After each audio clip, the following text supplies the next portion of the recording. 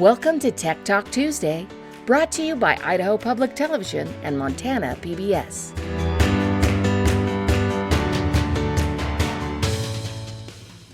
You ready?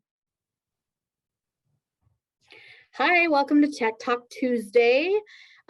This week we are talking all about virtual field trips. I'm here with Nikki Bradenberg from Montana PBS. We're excited to talk about virtual field trips.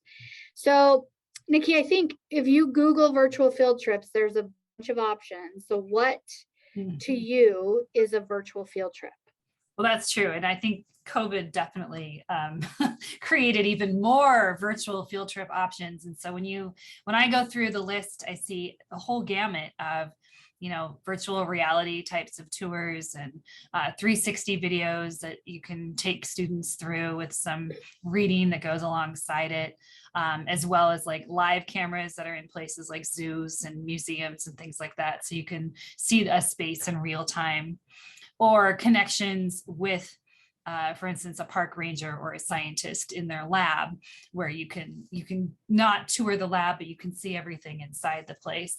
But I think it's just a matter of taking your students to a location without leaving your school. So it's an opportunity to tour or meet with experts in their spaces, or see a place that is too far away or too expensive to visit, and getting a kind of as immersive of an experience that you can. I love that immersive experience. What I think virtual field trips, if you really want them to be what they should be. I mean, if you think about going on an actual field trip, like you just said, Nikki, the kids are immersed in that and they're actively engaged, right? So a virtual field trip, we want it to be similar to that, as similar as you can for that. And so, that means that just watching a video tour of something is maybe not the greatest example of a really good virtual field trip, because kids are going to be really passive just sitting there watching it, and they may be kind of bored, whereas VR videos or things like you said, like somebody actually live video taking them around, seeing things, those kinds of things allow the kids to really feel like they're in it and they're a part of it, rather than just sitting back watching something. Right. Yeah. It goes back to like, why do we take kids on non-virtual field trips, right? When we get out of the building, we want to go to a place where they could have a hands-on experience and interact with people in a different setting, and see things in more of a 360 view than they see in books. So the virtual version of that tries to mimic that live experience as closely as it can. I love that. And one of the things that I also love about virtual field trips is that you reach that highest level. I think we've talked in Tech Talks before about the SAMR model, and you reach that highest level of redefining the experience for kids, because now they're doing something with technology that they wouldn't be able to do if they didn't have the technology. Right. Nikki and I were just looking at some stuff for Number the Stars, and that takes place in Germany and in the Netherlands, and you're not going to take kids there, but through virtual experiences you can take kids there. So that's what I love about virtual field trips, is that this is really the stuff that gets me excited using tech, because now you can take kids to a new place. I went into a teacher's classroom a few years ago who was teaching about China, and they had taught about Tiananmen Square, and she had the kids doing a virtual field trip with VR goggles visiting Tiananmen Square. And I thought how cool that was, that she was a literature teacher, they had just read a story about that, and then she was able to then have them tour Tiananmen Square and point out the things that they had talked about in the video. And what a cool connection that is. So we're going to share a few resources with you. There's a bunch, so just know that, like, if you just Google virtual field trips, you can find a ton, but these are some that we just really like. And so I'm going to share my screen here in a second. And the first one that I'm going to talk about is actually a local production in Idaho called Science Trek.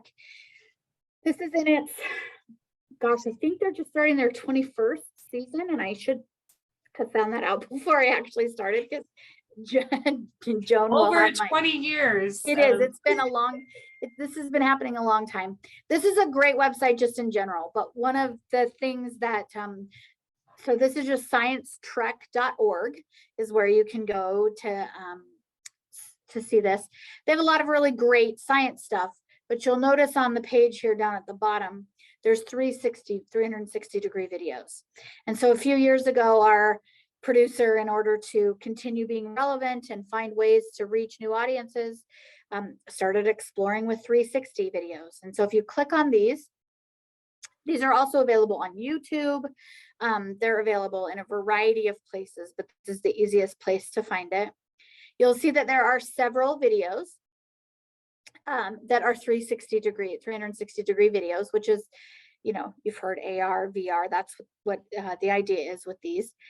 The cool thing about this is that you can use them in, you know, like the Oculus goggles or the Google Cardboard goggles, but you can also just do it on a computer. Now, obviously, it's a lot better of an experience with the goggles, right? Because it's like you're actually there moving around and you can see things, but you still get to be kind of immersed in it if you just do it on a PC.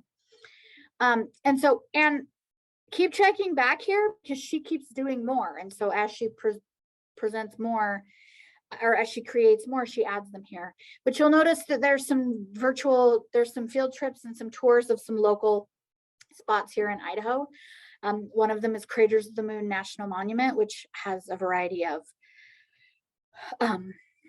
they talk about volcanoes and lava and different types of plants and animal life. And so that's a pretty cool thing because it feels like you're there. It feels like you're walking along the path. She points out the different types of lava as she's going along. And then there's probably one of my favorites is this bees one. And the reason is because there's a couple of scenes where you are in beehive, and it really, like, if you have the goggles on, I'm a nerd. And so she always, when she finishes them, she always brings up the goggles to my office and is like, check out this new 360 video. And I'm always the guinea pig. And the bee one was so cool because it really is like you're in a hive watching the bees. Like, it's like you're standing in the hive. And I was creeped out a little bit by it because it was so realistic, but you could physically see the bees flying in and getting the stuff, and it was pretty cool. And that's what I love about virtual reality and about these 360 and about stuff like this is you would probably never actually put a kid in a beehive, right? I was just thinking that. I was like, that's a field trip I would never take. Right. Who would? I'm not sure many people would, right? But I still got to have that experience and actually watch as the bees went into the hive, got the honey, you know, and see that experience happen all around me. And so you're in there and there's just bees everywhere. So that was pretty cool. So there are several in here, and you'll notice that there's support materials to go with all of them as well. All of the content that we do on the Science Trek website is linked to state standards, to Idaho state and next generation science standards. And then, you know, there's a Boise Zoo. There's a really great place called the Botanical Gardens here in town. And then a plan for nuclear energy. And I'll tell you that these are cool, even just because, you know, Craters of the Moon, from where I live, it's 3.5 hours, 4 hours. And so if you're up north or you're farther, you know, west of where I live, or east, I'm sorry, of where I live, it's a 4 to 5 or 6 hour drive, or from up north, it's 9 or 10 hours. And so teachers probably are not going to take kids there. The kids that live in that area, in fact, when I was teaching, we often went on Craters of the Moon to a field trip, but kids that don't live in that area don't get that experience because teachers aren't going to drive it, you know, take an 8-hour field trip because you just can't do that. So even if this isn't to a far off place, this is even to places local in Idaho, but I still think it's a really great experience for kids to be able to, you know, to see some of those places where they may not otherwise get to go and experience those things. So check that out. You can also see that there's a YouTube playlist link on here. So if you wanted to access them via YouTube, you can do that as well. And she keeps adding more. So keep checking back to find more 360 videos. They're really well done. That's cool, Carrie. I like that that's a place that, you know, those of us in the Northwest can take our kids and have some of those virtual experiences.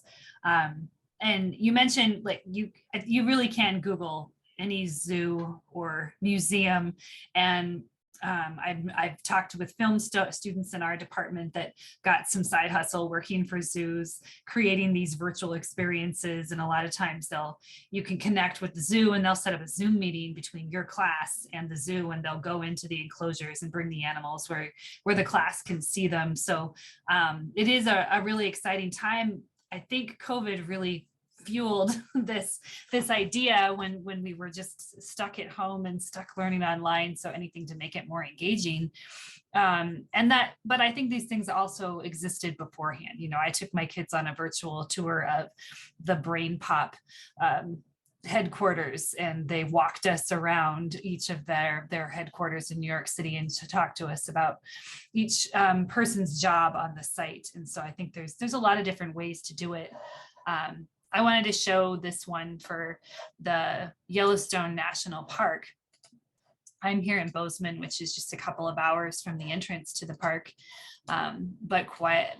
That's pretty rare. Even kids in our area don't go to the park on a regular basis just because it is so far away. And this time of year, it's the last place you'd want to go. But this tour, they do have virtual tours set up with video walks, map-based tours, and story maps. And the video walk, it's kind of interesting. It's somebody's wearing a GoPro camera and they're walking through the park and along the boardwalks there. And I think I could see kids who had already visited the park before getting excited at the familiarity of this. But I can see if you were to guide your students through this and maybe hit the pause button and have them do some 5 senses discussion with what would you hear right now? What would you smell right now? How are you feeling right now? You know, would you want to wear a coat right now? And you can see the snow on the trail and guide them through there. These story maps are a little different in that they're these windows that you can scroll through, and it'll have different pictures that scroll like this. So this might be a virtual field trip experience that you could assign in Google Classroom, and kids could open it up with a partner and they could scroll through a little bit interactive. You can see they've got like the animated map there, and then some reading and things, and a couple diagrams and things like that. So there's some interaction there, and they have the upper geyser and the photos and multimedia. So you can find that I just typed in Yellowstone National Park virtual tours, and it brought me to this page. So a lot of really great options out there and the cool thing about virtual field trips is we don't need permission slips. We don't need money. We don't need no money. Don't need any money. And when we're slashing budgets, sometimes a virtual field trip is a whole lot more cost and time effective than going to the real thing. Well, thank you for tuning in to Tech Talk Tuesday this week. We hope you are inspired to head out and try a virtual field trip with your students. We'll see you next time. Bye.